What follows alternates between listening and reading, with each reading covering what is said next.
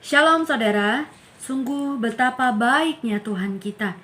Ia sudah menyediakan satu hari lagi untuk nantinya kita lewati dan kita jalani bersama dengannya. Mari kita merenungkan firman Tuhan pagi ini bersama-sama yang terdapat di dalam 2 Samuel pasal 15 ayatnya ke-13 sampai ayat 37. Dan ayat nats dalam perenungan firman Tuhan kita pagi hari ini terdapat di dalam 2 Samuel 15 ayat 25 sampai 26. Demikian firman Tuhan. Lalu berkatalah raja kepada Zadok, "Bawalah tabut Allah itu kembali ke kota. Jika aku mendapat kasih karunia di mata Tuhan, maka ia akan mengizinkan aku kembali, sehingga aku akan melihatnya lagi, juga tempat kediamannya. Tetapi jika ia berfirman begini, aku tidak berkenan kepadamu, maka aku bersedia, biarlah dilakukannya kepadaku apa yang baik di matanya." Saudara, segala sesuatu yang terjadi, bahkan masalah sekalipun yang menimpa kita, tentu ada maksud dan rencana Tuhan bagi kita. Mungkin kita pernah mendengar atau menyimak di televisi, ada berita tentang beberapa orang yang pergi melarikan diri, bahkan pergi ke luar negeri karena terseret masalah hukum tertentu, kasus hukum tertentu. Nah, mereka pergi melarikan diri tentu dengan harapan supaya mereka bisa terbebas dari masalah yang mereka hadapi, dari masalah yang menjerat mereka. Padahal yang terjadi justru malah sebaliknya.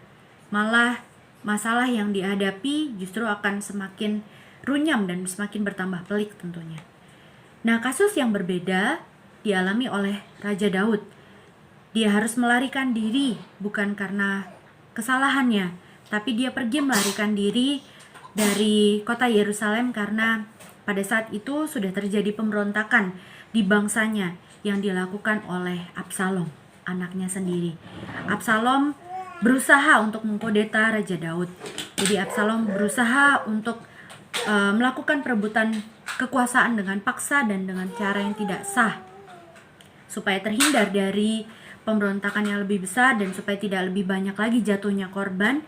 Maka Daud yang saat itu menjabat sebagai raja, masih menjabat sebagai raja, Daud memilih untuk melarikan diri dari kota Yerusalem.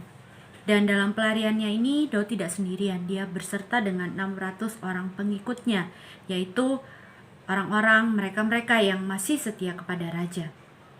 Nah, saudara, Daud pada saat itu dia tidak bertindak sekehendak hatinya. Justru ia malah tetap melibatkan Tuhan di setiap rencana dan mengambil keputusan yang tepat dengan cara dia berserah kepada kehendak Allah.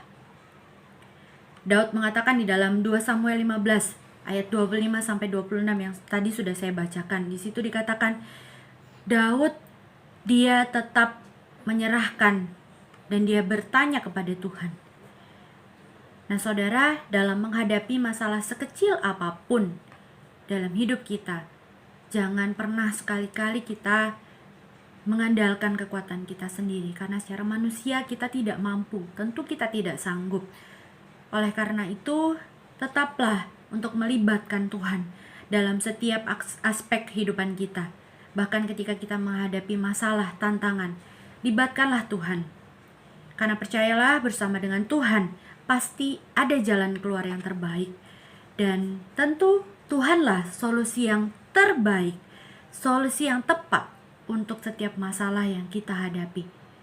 Mari datanglah kepadanya, Ia akan menolong kita. Tuhan Yesus memberkati.